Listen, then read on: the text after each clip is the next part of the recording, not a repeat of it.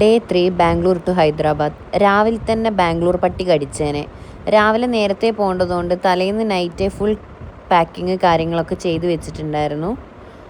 ഏകദേശം 4:30 ആയപ്പോൾ റിസ്നേനോടും റിൻഷാദിനോടും യാത്ര പറഞ്ഞ് എൻ്റെ ഹൈദരാബാദ് യാത്ര തുടങ്ങി.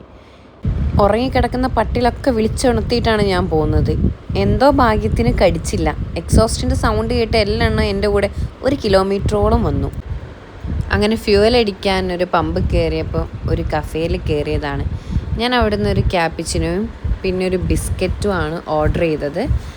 ആ ക്യാപ്പിച്ചിനോ കുഴപ്പമില്ല, ബിസ്ക്കറ്റ് പക്ഷേ അടിപൊളിയായിരുന്നു കേട്ടോ.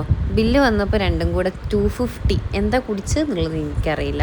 അവിടുന്ന് അങ്ങനെ പോയി ഞാൻ കുറച്ചും കൂടെ മുന്നോട്ട് പോയപ്പോൾ ഞാൻ ഒരു വ്യൂ കണ്ടിട്ട് നിർത്തിയാണ്. വീഡിയോയിൽ എത്രത്തോളം രസമുണ്ടെന്ന് അറിയില്ല, പക്ഷേ നേരിട്ട് കാണാൻ അടിപൊളിയായിരുന്നു. റോഡിൽ നിറച്ചും അമ്പലങ്ങളാണ്. കുളിക്കാത്തതുകൊണ്ട് പിന്നെ അമ്പലത്തിലും കയറിയില്ല. കുറച്ചുകൂടെ മുന്നോട്ട് പോയപ്പോഴാണ് കിയേൻ്റെ ഷോറൂം. കിയേൻ്റെ പ്ലാന്റ് ആയതുകൊണ്ട് ഇവിടെ ഏകദേശം 1 ലക്ഷത്തിൻ്റെ അടുത്ത് ആൾക്കാർ വർക്ക് ചെയ്യുന്നുണ്ട്.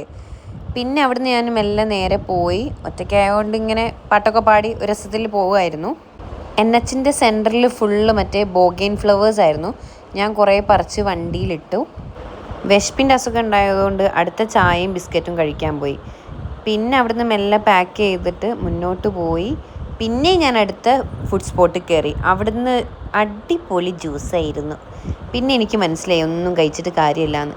പിന്നെ അവിടുന്ന് പെട്രോളൊക്കെ അടിച്ച് എല്ലാം സെറ്റ് ചെയ്ത് മെല്ലെ അവിടുന്ന് റോഡ് സൈഡിൽ കണ്ട് പേരക്ക കഴിക്കാൻ പോയി. ആ പേരക്കയാണെങ്കിൽ ഒന്ന് ഞാൻ മുറിച്ച് ഞാൻ ബാഗിൽ ഇടുകയും ചെയ്ത് 3 ബാഗിലും കയറ്റി. റണ്ണിങ്ങിൽ കഴിക്കാൻ വേണ്ടിയിട്ടാണ്. വഴിതെറ്റൽ എനിക്കൊരു ശീലമായതുകൊണ്ട് ഹൈദരാബാദ് ഞാനൊരു 4-5 പ്രാവശ്യം കറങ്ങി. അങ്ങനെ റോഡ് സൈഡിൽ കണ്ടൊരു ഫ്രൂട്ട്സ് കടയിൽ നിർത്തി.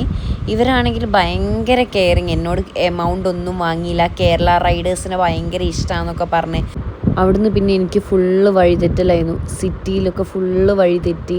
കാറും ബൈക്കൊക്കെ പോകാത്തതും പോകേണ്ടതൊക്കെ റൂട്ടുണ്ടായിരുന്നു.